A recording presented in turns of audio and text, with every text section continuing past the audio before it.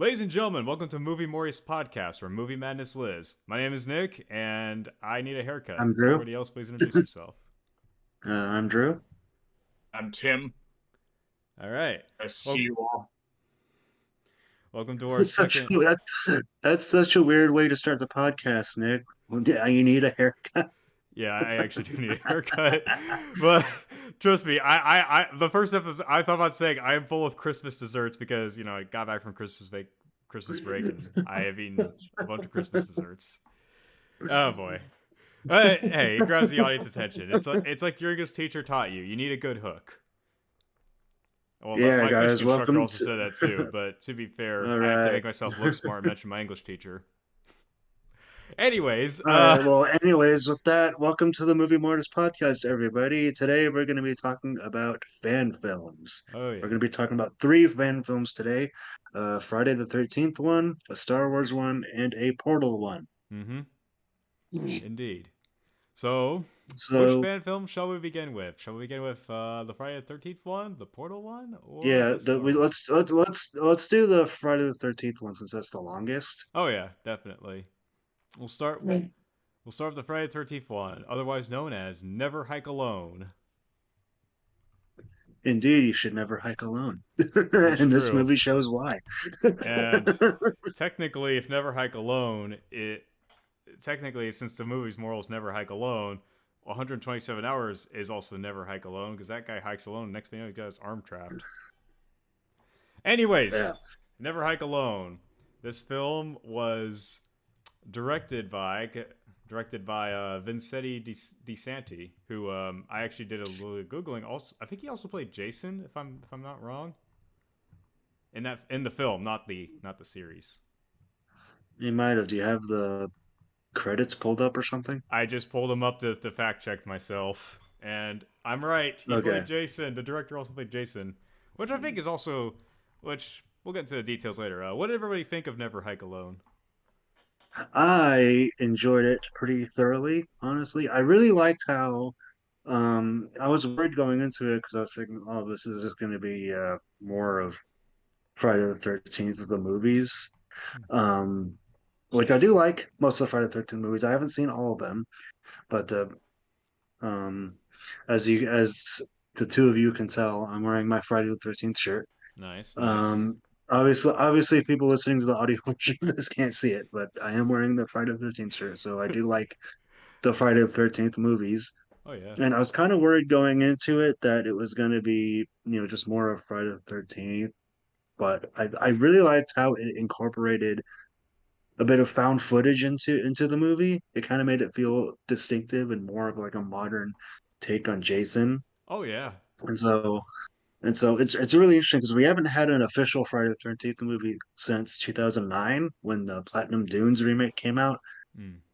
But there was a whole bunch of like legal stuff involving the screenwriter and the director of the first movie that I don't want to get into because it's a lot to get into. But That sounds like it. yeah, I really enjoyed this movie, and I like how it didn't. Um, it did, especially towards the end. It did kind of fall into some of that cheesiness a little bit, It especially with kind the of last did. scene and some of the dialogue. Yeah. But I really liked the. Did you guys notice the cameo at the end? No, not really. One of the actors from the Friday the 13th movies made an appearance. Which one? I'm looking up the guy's name right now. Let me see. The guy who plays Tommy Jarvis in. So that was Tommy Jarvis, one of the characters in Friday the 13th. Um, he has a trilogy in the series of movies made about him. Friday the 13th, Part 4, Part 5, and Part 6. Hmm. But the actor uh, Tom Matthews was guest starred, not guest appeared at the very end of the movie. But he played Tommy Jarvis in part of Friday the 13th, Part 6, Jason Lives. Interesting. That's cool. So Tim and I, we've never seen any of the Friday the 13th films either, but as someone who's never seen them, I actually liked it. Tim, as somebody who's never seen Friday the 13th, what'd you think of Never Hike Alone? Yeah, it was interesting. I don't know why I was like hooked into it and stuff. I only expected to see half of it, and I was a bit captivated by it, but I clearly had to turn away from the laceration on his leg and Oh, yeah. him sewing it. I just couldn't, you know, I just couldn't like. I had to turn away from that. So, but other than that, I was just like surprised. I was expecting the guy to be killed, in the end, but Same. I'm amazed, and as well as the ambulance scene as well. So, Yeah, what's funny about that ambulance scene, so by the way, spoiler alert for the movies, I thought, Yeah. I don't know why, but my instinct is like, close the door, this guy's gonna fall out, you're gonna forget him, and then Jason will kill him. Like, it just wheels out of the car or something. That would have been like, I honestly thought when the driver drove away, because the doors of the ambulance are still open. I'm like, the gurney's just gonna fall out when you're gonna fall out once you drive away, but somehow it didn't. oh, yeah. I feel like what I really liked about the film was like it definitely kind of paced itself really cool. Like it starts off all innocent and all adventurous, but then when you get to Camp Crystal Lake, it gets all ominous. Like we're building up tension, which Yeah. which I think It is starts off, yeah, it starts off feeling like one of those like travel vlogs that you see on YouTube, because I think that's what the guy, the main yeah. He is a character travel Kyle, is supposed vlogger to be. in the He's film. supposed to be a travel vlogger, and it's really, and so it has that feel of a travel vlog until he gets to Camp Camp Crystal Lake, which I think the reveal of when he gets to Camp Crystal Lake after he just completely ignores the no trespassing sign, which is kind of Mm-hmm. a horror movie Mm-hmm. trope. Um, and you see the sign that says Camp Crystal Lake. You can tell by his expression, he's like, wow. It's like another, because there's a scene a bit later when he's like talking to the camera. He's like, yeah, I've heard the story about this place, the story of Jason Voorhees and everything. And it's like you can tell he stumbled onto something that he's heard before, but he's gets to see it in person. Oh yeah. And I liked how so you guys probably wouldn't notice this since you guys have never seen the Friday the 13th movies before, but when he was going through one of the rooms in the camp, there's this bed with some blood on the pillow. That's supposed to be the place where a death scene happened in the first Friday the 13th. So quite a bit of fan service. Yeah. There's quite a bit of fan service, especially with like the set decorations and stuff. So I thought that was really cool. Mm-hmm. That makes sense. Yeah. It's I think that movie like if I feel like that could have been a potential for just a longer like full length feature, but they I mean, it, technically, it is a feature since it's over 40 minutes. oh that makes sense. Yeah. That's like the length when your film becomes a feature. So it kind of is a All right. feature. Yeah. Um. So one thing. So I will say it did get a little ridiculous by the end with him actually trying to fight It Jason. did, Like, bro, yeah. you've tried fighting this guy before. What makes you think you'll win? Well, if you see the Friday the 13th movies, especially some of the sequels, so do you guys mind if I get a little bit of spoilery for the movies, the Yeah, a original teeny for bit. the Yeah, teeny bit. I mean, okay, because Jason Voorhees himself, as we know him, technically doesn't appear until the second movie. I think you told me this before, what do but you do mean? tell. What do you mean technically? So, the killer in the first movie is not Jason Voorhees; it's someone else. And I I think guess. you guys probably got spoiled by it from this particular movie because it says that Pamela Voorhees, his mother, was the killer in the first one. Hmm. So, I'll be honest, I forgot where I was going with this. No, that's fine. I Yeah, know there but was a point that I was going to make, but I yeah, forgot. Hey, it is was. the Camp Crystal Lake in Never Hike Alone the same as in the original movies, or what? Yeah, Or is it? it's It's the got the same so setting. the yeah, it's the same setting. I don't know if it's the actual location where they shot the first movie. It probably isn't because I noticed some differences in some of the architecture. Mhm. Like, is Never Hike Alone is Never Hike Alone canon, or like is it like different It's not continuity canon. or They put a disclaimer in the beginning that this is entirely Yeah, fan yeah. fiction. It's entirely fan fiction, yeah. Mhm. But it feels like it could be canon, you know. It feels like Oh it yeah. could be though. Right. It could be. I mean, again, it's like again, I enjoyed it. It felt like I was almost watching an actual feature at times, especially with how the pacing is just absolutely incredible, as I mentioned before. Like Oh yeah. when he get, I think probably my favorite part is when he actually arrives, like at the Crystal Lake building. Like he's exploring, he's like seeing all this blood and the body and the wolf head that falls out of the chimney. Merry Christmas, by Yeah, the yeah. way. But yeah, like it really builds up Jason. Like again, I've never seen Friday the 13th, but like I love the build up to Jason in this film. I don't know how it compares to the other previous films, which are on my I to was do list. Believe me, I have a shit ton of movies so I need to so get around to see. so did one of the things that helped the build up for you guys?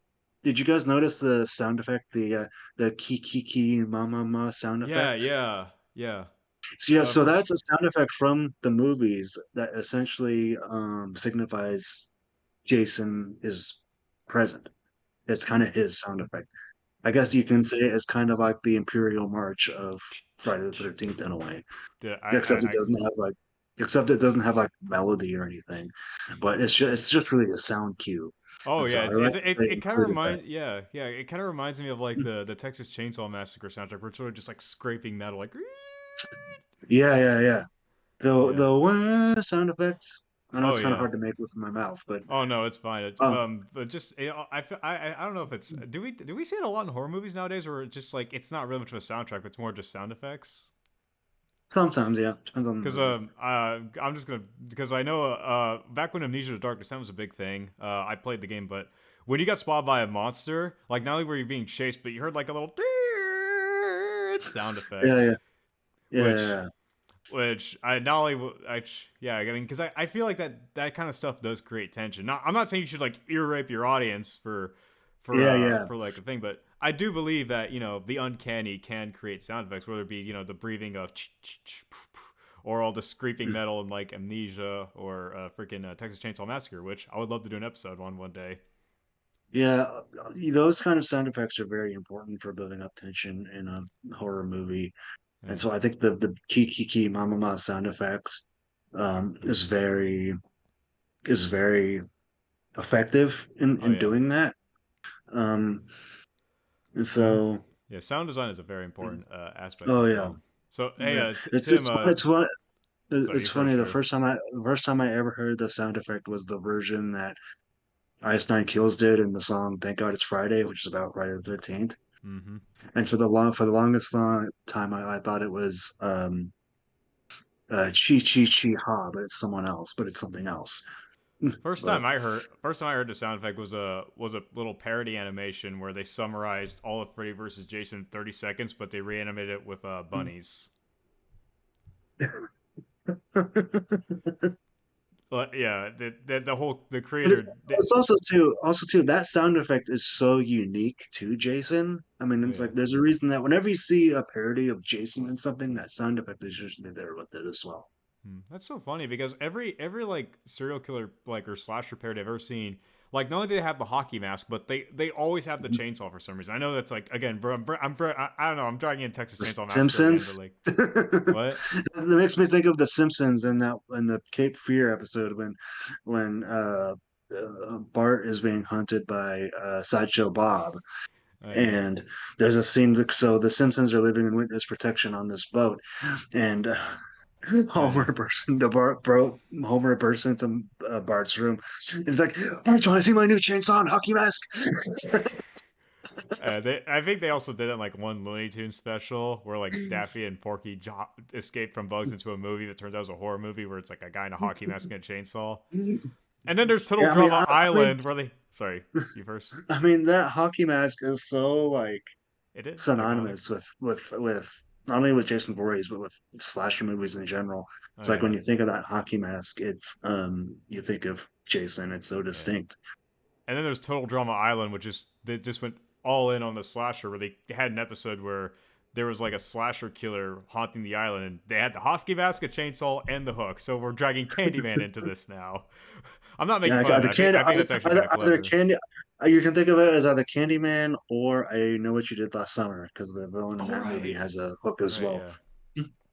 So, sorry, going back to sound effects, Tim, do you think the sound design probably helped you stay immersed within that film despite not being a horror person? Because you said you watched all of it, but you didn't know why you watched all of it.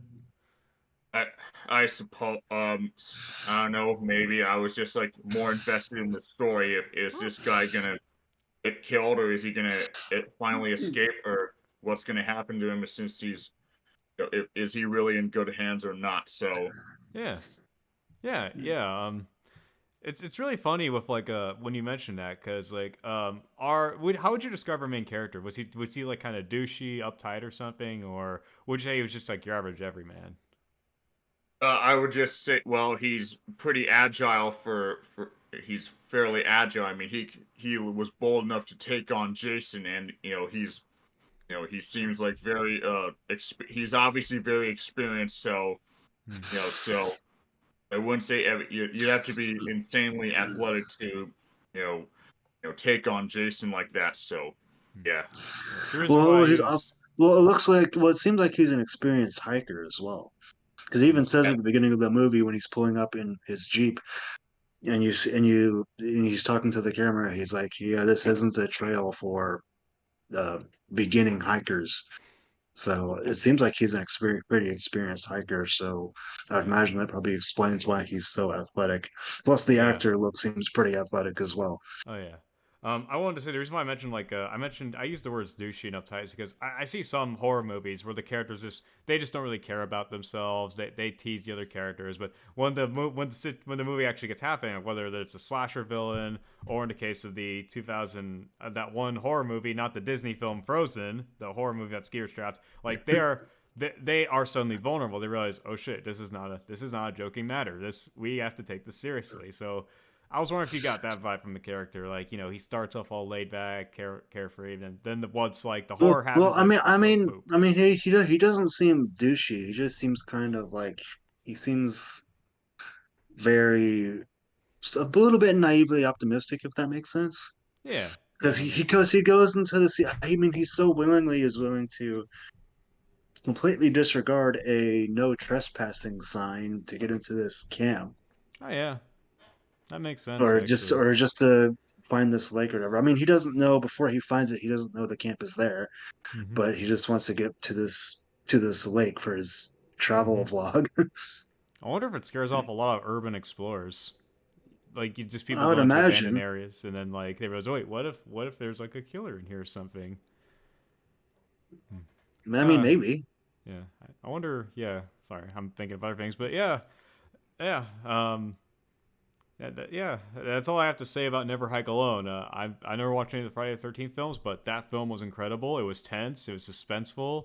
Got a little goofy by the end, but it was an overall. Yeah, nice one. sometimes with slasher movies, Friday the 13th series, especially as you get into the sequels, you kind of have to learn to embrace the cheese. Oh no, definitely. I mean, I had to do it with the Terrifier movies at one point. I had to do it with the Terrifier movies. Not that I don't hate Terrifier. Terrifier is a good series.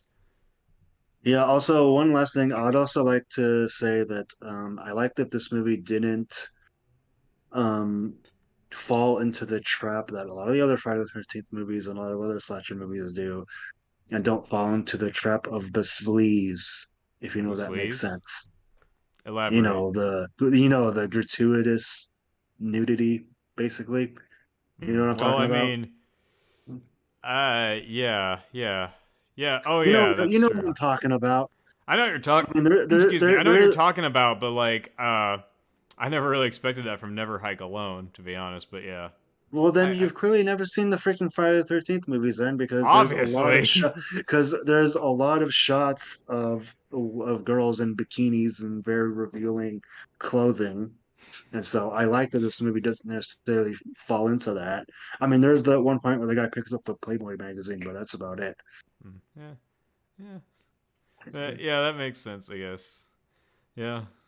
It is kind of a weird juxtaposition. You got girls in bikinis, and then you got evil killer, Jason. It's really the sequels, especially fall into that trap. I've seen a clip of Jason. Not that I'm necessarily against saying that kind of stuff. It's just that it can't be gratuitous Oh yeah, and just there for its own sake.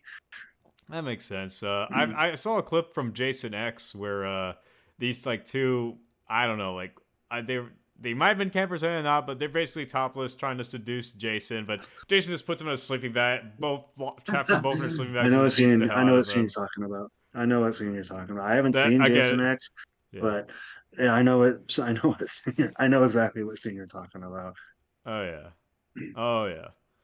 Oh yeah. So that's all my final thoughts. Any of y'all got anything else to say about Never Hike Alone? Not really. Other than it was pretty impressive for for a fan film to be Oh, like that. absolutely. Like one thing I want to do. Can I mention that I make movies on this podcast? Sure. One thing I want to do is like every idea I've had for a film has way too many characters, so I need to start learning how Yeah, to narrow it down to just a few characters. yeah. Well, also too, if you narrow it down to a few to too few characters, sometimes you can get a movie like this. It's not even an hour long, and for a Oh yeah, fan that's film, it true. works. For a fan That's film, it true. absolutely works. But maybe for a more professional production, it maybe wouldn't work. Oh yeah. But then again, yeah. Okay. But yeah, so we're ready to move on to the next one. And it'll also keep the budget down too if you do narrow it down to a few characters because you don't have to pay. You don't have to have so many actors that you may or may not have to pay. Yeah, So yeah. Yeah, yeah. Anyways, yeah. But anything else about Never Hike Alone? Because I am out of things to say, unless we want to get sidetracked more. well, I thought it was a very good fan film. It almost felt like an official Friday the 13th movie in many ways, which I Dude, think I is could see very that. impressive. I can actually But see that. movies like that just show that people are ready for a new Friday the 13th film, and Victor Miller and Sean Cunningham should cut it with the legal shit and get to making a movie, to agreeing on what to do with the rights. So, Hmm. Yeah. Yeah. Yeah. Tim, any Tim, you got final? any final thoughts about Never Icon? Oh, oh, yeah, it was all right for me. Just it was all right and everything. Just yeah, it was all right stuff. Nice. Yeah. Was it just all right, or was it pretty good? It was it was just all right for me. So Oh yeah. Okay. All right. So our next. All right. I guess we're moving on to our next one. Do we want to talk about Star Wars or Portal? I kind of want to talk about Portal. All right. Portal No Escape. I'm a little excited for this because I back in the day I was obsessed with Valve games and Portal was my shit. I was obsessed with Portal. I literally named my Steam account Portal Fan 64. And oh shit, I just doxed myself, but yeah, I love. But yeah, let's talk about Portal No Escape. What do y'all think? What did y'all think of it? So I really enjoyed it. What I think its greatest strength is that it shows the potential for a full length Portal film Mm-hmm. because the action set pieces in this movie when she's using the portal gun to like escape and fight back, it Mm-hmm. really shows that wow, there can be some really creative things that can be done with the action sequences are the way they play out. Mm-hmm. And like I said, it's this movie really shows potential for what a full length Portal movie could be. And the Oh fact that it yeah. does it with basically no dialogue and all action, Oh which I yeah. think is very impressive. Yeah. There is a storyline to the Portal series as well, and not to mention it takes place in the same universe as Half-Life 2. So there is I definitely should a I should probably mention that I've never actually sat down and fully played the Portal games, yeah. so I'm not overly familiar with the story. Like obviously I know the imagery and the portal gun and all that, but Oh I've yeah. never actually like sat down and played the games myself. Yeah. I have watched my brother play them, but I haven't watched them. I mean, I haven't Mm-hmm. really played them much myself. Yeah. When it comes to Um. Valve, I'm more of a Left 4 Dead guy, but Yeah. I always respect the Portal Oh games, yeah. and Definitely. I also think that the cinematography for this movie, I think was really cool. I think the set design, I couldn't tell if the set design was practical or CG, but it looks really cool. I feel I didn't look too much into behind the scenes of it, honestly, but I actually remember watching that film like way back in the day. This is like 2020. It was when I graduated. 2013 or 2012 was when I just started embracing that Valve game brain rot, where I just obsessed with Portal and Half-Life and TF2, and eventually, where was I going with this? And then I saw that film. I'm just like, oh my gosh, this is a masterpiece. We need a full length movie of this. Make a Portal movie, or at least make Portal 3. I don't care, because there actually is Valve. Hey Nick, you know that Valve can't count to 3. Come on. I know. The closest to Half-Life. I mean, guess what meme came back from the dead this year? Half-Life 3. Oh my gosh. All right. Yeah. But anyways, Portal. I actually saw that film before, and rewatching it now, I'm just all the more impressed, honestly, because there are some details I missed. Because like, I thought this was honestly the same character from the last game, Chell, but no, I think it's a completely different character altogether. Even though it looks like Chell, it feels like Chell. Chell's the main girl of the Portal games you play as, but it's not Chell. And again, there is minimal dialogue, and for some reason, I don't know if I'm having a Mandela effect, but I could have sworn I thought GLaDOS. There was supposed to be GLaDOS is the main villain of the Portal games, the evil AI that. I thought GLaDOS was supposed to like say some words at the end of the film, but it turns out no, GLaDOS is not in this movie. It's just a bunch of guards. And I also thought the costume design for the guards were pretty cool too. Oh yeah, I'm assuming that's how they look in the game too. There are no guards in Portal, so spoilers for all of Portal. All of it takes place after the AI GLaDOS goes rogue and kills everybody with neurotoxins, leaving only a few test subjects alive for testing purposes. I think, though, if we want to put that into the Portal canon, which it's not canon, by the way, but if it is, I want to say it's before the AI takeover, because within Portal lore, they did invent the Portal gun before the neurotoxin incident, but the current CEO was actually, he did not care for the test subjects. He just cared about the money. Yeah, I mean, there's even like little goodies where they're introducing like long fall boots, which is the reason why your protagonist can survive long fall jumps. And they said, well, here's the problem with doing test subjects: expensive equipment gets broken. And it just cuts to a graphic of them putting like a little broken portal gun on like a stretcher, but scooping up the dead body. It's not realistic. It's obviously like some kind of cartoony thing. But yeah.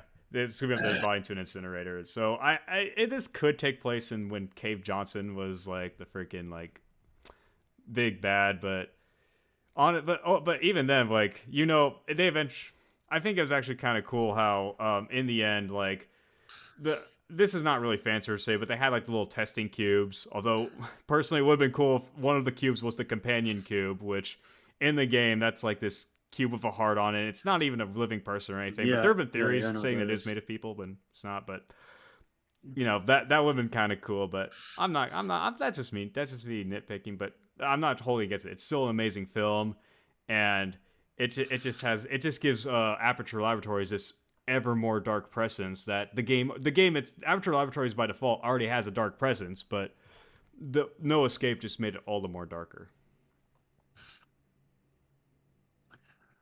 Yeah. So I think kind of what I said earlier is like, I think this movie did what a found film should do, is that it should replicate the source material, and it should show potential for an official full length film. And I'm really surprised, well, somewhat surprised that Valve hasn't, capitalized on that, because it's clearly, like I said, with the way the action sequences are, you can tell a really cool story through mostly action. It's like you don't need a ton of dialogue. I think there was a story saying that they were going to try and collaborate with J.J. Abrams to bring Half-Life and Portal into films, but I don't know if that ever went anywhere. I don't think probably not, because that was like what, over a decade ago now, right? Oh yeah, over a decade ago. Because I think I don't know, J.J. Abrams might have been busy with Star Wars at that time, so there's that. Yeah, when I mentioned JJ though, I actually did a little more research. The director of Portal No Escape, he actually went on to go direct the pilot episode for The Boys. Well, that's cool. Yeah. That is really Now, cool. now that I think about it, that scene at the when she's in that room that kind of looks like a Oh prison yeah. room, because I think that's probably what it's supposed to be, right? It technically is a prison room. Yeah, it very much has the aesthetic of The Boys. It has that kind of gray aesthetic to Yeah. it, the gray lived in aesthetic, which I think is Hmm. cool. Oh yeah. Definitely. Ah, Yeah. There's actually quite a bunch of when I rewatched that, I looked in the suggested videos like, oh my gosh, there's a bunch of Portal fan films, and I just remembered somebody made it so when Portal 2 was coming out, they released a webcomic based on one of the characters who doesn't appear in the game, but he does make his presence known via writing. His name is Doug Ratman, and he was the one of the few survivors that didn't get turned into a test subject, and his role was to basically uh, uh, keep Chell alive from sleeping to death. As absurd as that sounds, some test subjects didn't just die during testing, but they also died via sleeping to death in separate test subject chambers. Yeah. well, all right. I'm not sure how sleeping to death is supposed to work, but Yeah. all right. Tim, do you have anything to say about No Escape, the Portal movie? Yeah, I thought it was a pretty good film and stuff, pretty good fan film. Just surprised by the ending though. Hmm. Yeah. Yeah. It's revealed that she doesn't actually escape. Well, that's kind of the title of the film, right? No Oh yeah. Escape. No escape. Yeah. No, oh no, I think watching it today, though, with how prevalent AI is and all that, Mm-hmm. it's pretty grim. Oh yeah. It is. It's almost somewhat retroactively a bit of a commentary on the soon to be ubiquity of AI, since that's really Mm. blowing up in recent Yeah. years. The again, my theory is that this was before GLaDOS took over Aperture, and it's been theorized that GLaDOS was created via the brain, via like digitizing the brain of a woman into an AI. Like there is a ton of Portal fan theories out there, and I have read Yeah, a I bunch of know. them. But Clearly. I like to believe that movie takes place before the GLaDOS takeover, and just Cave Johnson was just kind of fucking with his test subjects, and hence why we have human character. That's why we have human guards who look like riot police. Yeah, Yeah. just a little fan theory. Is, Um, is this a review of the Portal fan film, or is this all of Nick's fan theories? this is a genuine review because again, I mentioned how it makes Aperture a lot more grim. Like even before the GLaDOS takeover, it made me think: is Cave Johnson that much of an evil bastard? Which fun fact, Cave Johnson in the game is voiced by J.K. Simmons. Wow. Yeah, but Is he yeah, looking just for pictures of Spider-Man again? no, but no, Well, he's just is that what he might be using GLaDOS for? Is they generate pictures of Spider-Man? oh yeah. It's heavily implied that Cave Johnson eventually caught a disease and was trying to look for immortality. Yeah, but yeah, No Escape definitely makes the world of Portal look a lot more grim, even before like the because Portal lore by default is pretty darn dark. Well, So yeah, just it really adds a much more grim tone to Aperture Science, where because I feel like Portal like it adds to the idea that Portal shows the dark side to science, where when you just pretty much disregard all human life in your search for whatever, you know. well, that certainly looks like it, since the only human character in this film that we can see in full is in prison. So Yeah, it I kind don't of know if that's the main character from the games though. I mean, I don't know if they credited her as Chell. Let me check. I'm curious because I mean, she looks like Chell. it's the main character of this particular film. So Yeah, I'm looking this up. Let's see. Uh, shit. Let's see. No escape. Oh damn! They credit her as Chell. she is Chell. Yeah, which is weird because which is now even is weirder for my own fan theory because it's implied Chell actually was imprisoned by GLaDOS because there was Aperture Laboratories had a bring your daughter to work day, and Chell did a potato experiment, but then GLaDOS took over, killed all the scientists via neurotoxin, and then Chell was actually imprisoned all of her life in Aperture Laboratories. So, fuck yeah. Hey, it's just a fan film. It doesn't have to be canon. Yeah, yeah. As we talked about before with Never Hike Alone. Yeah. So again, I have to go replay the Portal games now, man, because I have not felt this Portal adrenaline in a long time. Like, oh god, he's gonna start sharing with us GLaDOS AI songs. probably not, honestly. I mean, the last right, GLaDOS AI meme I saw was just her explaining that they were going to trap somebody in a room with an Among Us plushie just to see how long they'd go insane for. But yeah, I enjoyed Portal No Escape. I don't care about the canonicity. It's an amazing fan film. Go watch it if you want more grim in your Portal universe. Yeah, it's also just a really cool display of of a unique visual action set piece, which I think is the visual pretty set piece. impressive, especially considering the fact that I'm pretty sure the budget for it was probably pretty low. Yeah, like only like a few $1,000s or something. Not yeah, and like and they made that. I mean, that's pretty impressive. Oh, yeah.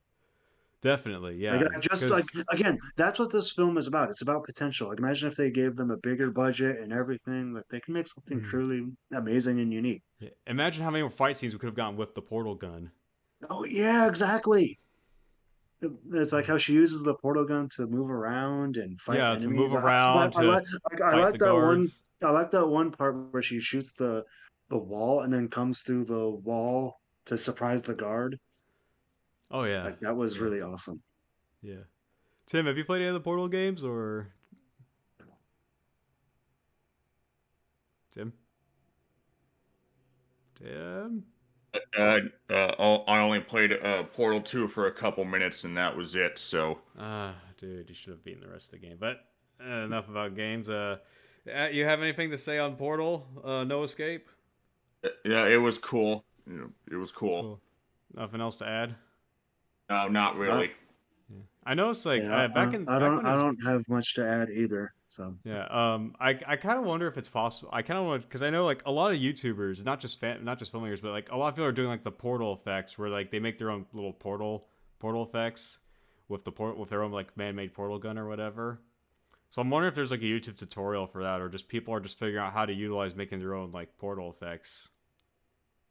Like for the actual portals themselves? Yeah, the actual portals. No. Yeah, arm goes out this way, comes out that way. Yeah, just did a little thing. Oh, okay, that kind of thing. Yeah, how they pulled that off, though, I think is probably the most impressive with this film, considering again how low the budget is. Probably an independent film, probably. Oh yeah, definitely an independent film. So it's like the fact they were able to pull off an effect like that is so cool. I'd be interested to see how they did it. Oh yeah, if I find it behind the scenes, I'll definitely send it. But I think one more piece of trivia is that the director of that film was actually offered to make 10 Cloverfield Lane. Okay. I don't know if he accepted it. I researched that he eventually directed the pilot for The Boys, and he was offered a role to make 10 Cloverfield Lane. That's kind of cool. Yeah. But yeah, that's all I got for Portal. No Escape, except the cake is a lie. Bet you haven't heard that in a long time. Oh, I have not heard that in the long. My gosh, man! Again, I'm like I like not only did I appreciate that film even more now as a filmmaker, but also just it was just great to go back to that film and just relive all that Portal nostalgia that I was heavily obsessed with. In fact, outside of my room on one of my shelves, I have a figurine of Chell from Portal 2 on my shelf. All right, that's cool. Yeah. And... So I think before we get too sidetracked here, we should probably move on to the next. Exactly, that's a good idea. The final fan film, and my personal favorite of the bunch, of the ones that we're covering today, which is called Jakku First Wave, which is a Star Wars fan film. Yep. And so, for those of you who don't know, this movie takes place during or right before the Battle of Jakku, which in Star Wars canon was the final battle of the Galactic Civil War, which is the war that you see in the original three movies. And so this takes place about a year or so after Return of the Jedi. And much like the previous two movies, I don't think this is officially considered canon since it's a fan film. Probably not. Yeah. But this is kind of the polar opposite of the last movie, of the Portal movie, where that was mostly action and no dialogue. Mm-hmm. This movie is basically all dialogue. Oh yeah, it's all And dialogue and it is so interesting because it gives us a true perspective from Imperial stormtroopers, which I like the juxtaposition of. So the first two stormtroopers that you see are like kind of joking, like, "Hey, how did you join?" Because this is like right as they're about to go into battle, and they're like, "Why did you join?" And they give kind of silly reasons, like, "Oh, my family didn't think I could make it through the Imperial Academy," and this one guy's like, "It's like I joined because the armor looks cool," which I like that they added that bit of humor. And then you kind Oh of see yeah. in the early part, you kind of see that the third guy kind of just in the background, but then the middle guy turns him and goes, "What about you?" And he gives this really personal story about how his brother was on the Death Star, and how he died when it exploded, when it was blown up by the Mm. rebels. And it's very interesting because we never get in most Star Wars stories the perspective of the Empire, and or and especially not the stormtroopers. And um I find that very interesting because it answers the question, it kind of poses the question in a way of like, why do soldiers fight in these Mm-hmm. wars like this, and why do they join the Empire? And it's like there can be a million reasons why someone would Oh want to yeah. do something like that. And again, in Star Wars canon, we never get the stormtroopers' perspective for the most part.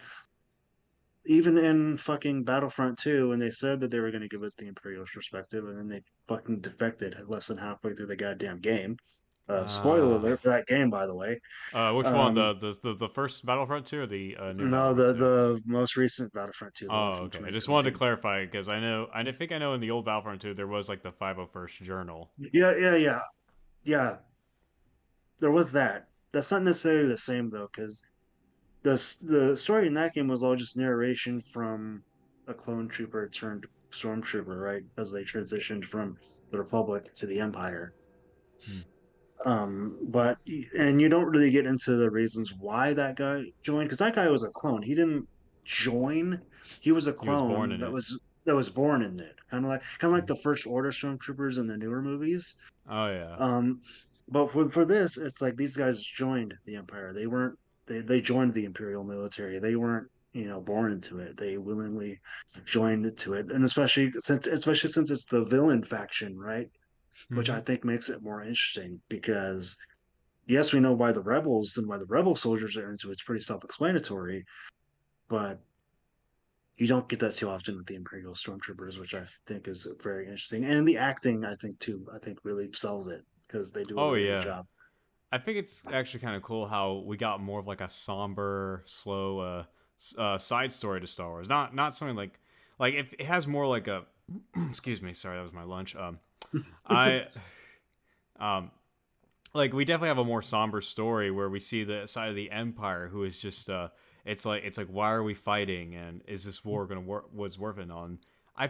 What I got from the whole tone of the film is it was just kind of dark and sad. Like there is that bit of hope, like they're gonna die for something better, but as we mentioned in the Yeah. beginning of the text, they died. There are no survivors. Yeah, and it's like It's again, this was the Battle of Jakku. This was the Empire's last stand, you know. mm, And it's like there yeah. was overwhelming, most of the well, judging by knowing what I know about Star Wars canon, most of the rebellion at this time is now officially the New Republic, and the Mm-hmm. Empire is those are just kind of the remnants. There were some remnants of the Imperials from the Battle of Jakku Yeah, that there did was. survive, and they retreated into the unknown regions. of the galaxy, and they became the First Order eventually. Oh yeah, yeah. But most of the soldiers on the ground did unfortunately die, at least according to this Oh, text. definitely. Yeah, I definitely like how it gave even though they're just peon stormtroopers, they gave them a lot more depth. Exactly. They may be peons, but like those stormtroopers in general actually had thoughts, and we only got 3 minutes of those guys, and they're just like, Yeah. the moment you open that door and see all that fighting going on, and then you remember Yeah. the text at the end saying no survivors, just like, fuck. Yeah, man. It's like I said before, like I told you guys in yesterday's podcast, it kind of deals with that when we were off mic, I should say. It deals, even though it's only 3 minutes, it deals with Yeah. some pretty heavy Oh yeah, themes. it's you got, dude, that thing 3 minutes was like a crap ton of feeling. And it makes you, kind of rethink how you look at Imperial Stormtroopers, which I think is really cool. Because like in the original trilogy, they're just faceless bowling pin like enemies that the Oh rebels yeah. just shoot at. And so it's nice to get some of that. It's Some nice to add some humanity, more depth and some more humanity. And it does 'cause humanize the Stormtroopers a little bit in the same way the character of Finn did in the newer movies. They do it with the uh Imperial Stormtroopers yeah. in this film. So Yeah, that discussion about Finn could be for another day, but yeah, just in general, like Star Wars, like when they try and give some kind of human like qualities to the bad guys, it's only ever very rare. Like, yeah, we see yeah. the humanity in Darth Vader at the end of Return of the Jedi, and Mm-hmm. to an extent, Darth Maul in Star Wars: The Clone Wars, even though Yeah, he's still evil. His whole character arc is actually kind of sad. yeah. I've never Yeah, seen the Clone Wars cartoon though, so I yeah, don't it's entirely know what it has its the Darth Maul I arc think in it's a good those. show overall. Has some flaws here and there, but it's an overall nice watch. Yeah, yeah, that's something I like when they humanize the bad guys in Star Wars. But again, especially with the peons that are the Oh yeah, stormtroopers. yeah. So and Usually. it also makes the universe feel bigger. Oh yeah, It definitely. makes the universe feel bigger. It's like the fans are expanding the universe, not Disney or no offense, Lucas. Well, yeah, and that's one of the things that makes some of that extra, the expanded stuff, so cool. Because it's exactly what it is. It's expanding the universe. The Oh yeah, expanded universe is expanding the universe. like it's expanding it even with just a small like 3 minute thing. Like you got so much depth in those 3 minutes, and then Hmm. like you feel sadness because they gonna die. Yeah, yeah, yeah. Kind of Yeah. like I don't want to say exclusive spoilers, but What I was movie? gonna say kind of like Rogue One Yeah. I because thought you were they gonna all say die at Halo the end. Reach or something, but that No, Rogue One works well, as yeah, well. the Halo Reach too, but Yeah. yeah, Yeah, Tim, what did you think of the Star Wars fan film? What did you think of Jakku First Wave? Oh, it was good. It just it kind of humanizes the rebel soldiers a bit. well, the Mm-hmm. stormtroopers, not the rebel soldiers. Stormtroopers. The Rebel soldiers aren't the ones wearing like helmets and whatnot. No, Well, Oh, I mean, yeah, except sorry. the stormtroopers. clones, but the stormtroopers. Yeah, yeah. The stormtroopers have completely different helmets. Like, as a kid, I did get a little confused at first between stormtroopers and clones. But I'm like, oh, the clones try to look more. They look more a little heroic and stuff. Whereas the Yeah, stormtroopers, I think it's especially because the little gas mask thing they got going on, like little air bubbles around their cheeks. If that makes sense, that's you yeah, can yeah, tell. yeah. They're evil. The clone troopers are the troopers from the The prequels. prequel era, yeah. And their design was kind of meant to reflect a bit of a more romantic era in the galaxy. That's Mm-hmm. according to people from Lucasfilm. They've said that. Um, but and they transitioned to becoming stormtroopers in between Yeah. Revenge of the Sith and A New Hope. Oh, definitely, yeah.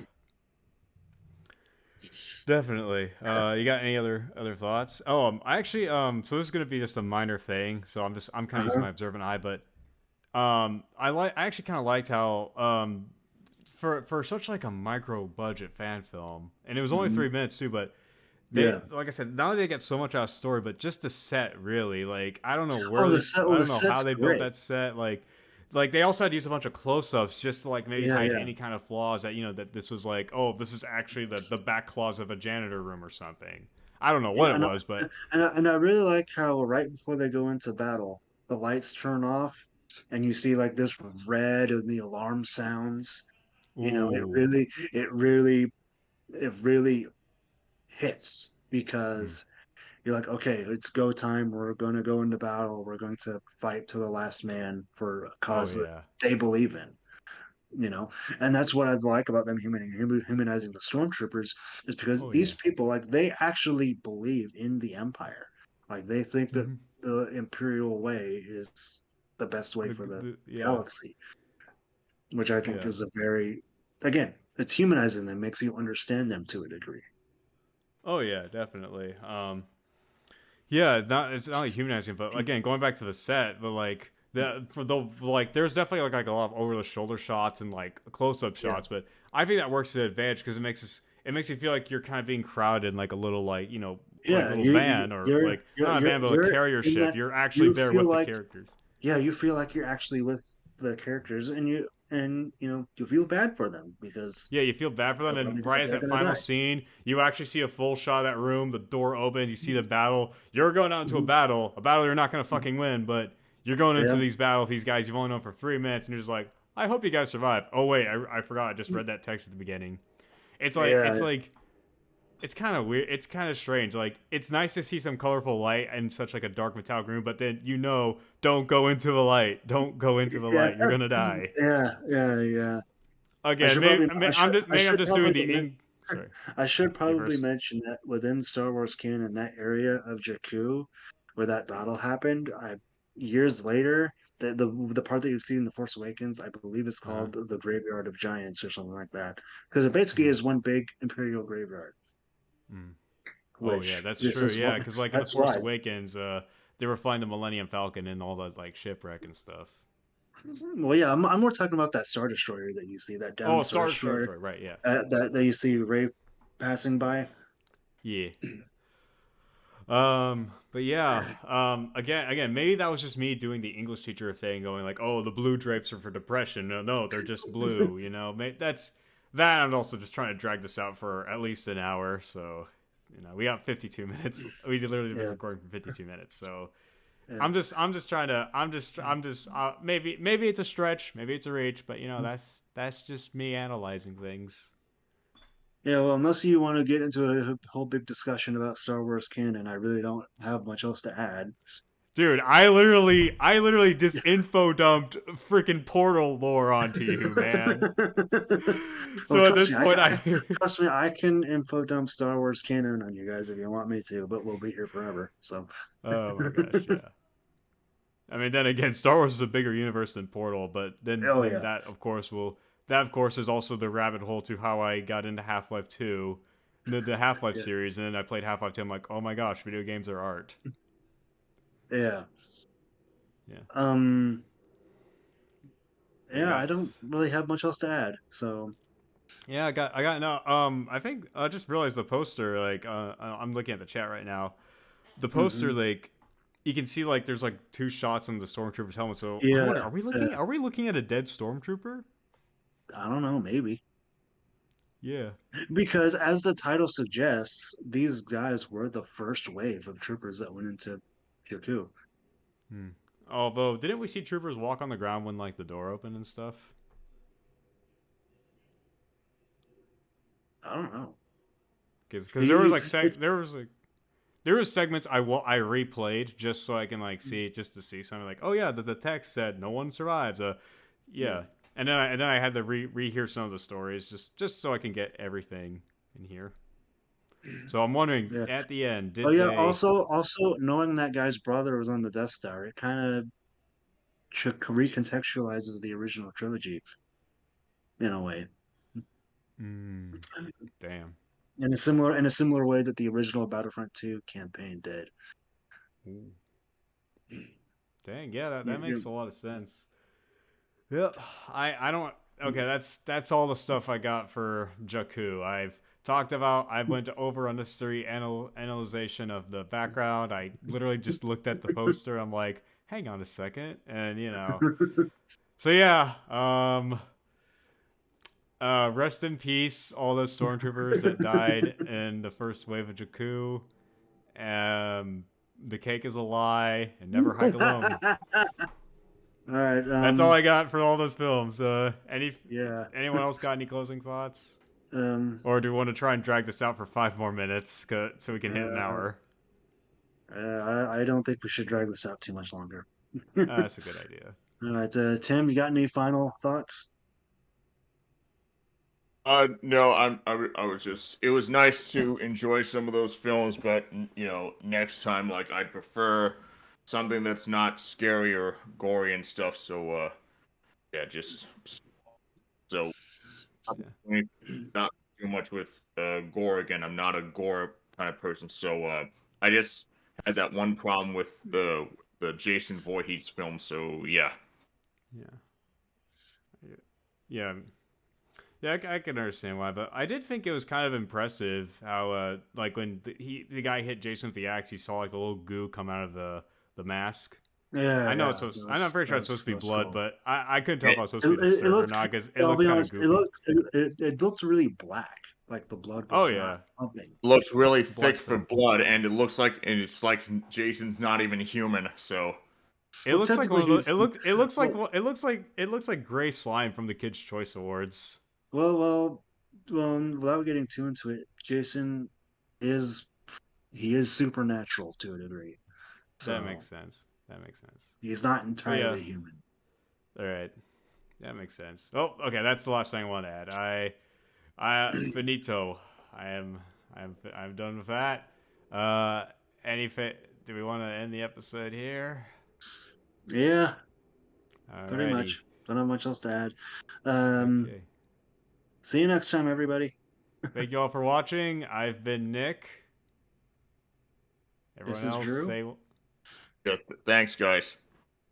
Alrighty, y'all have a beautiful day, and we hope to see you in the next episode. Bye. Bye, guys.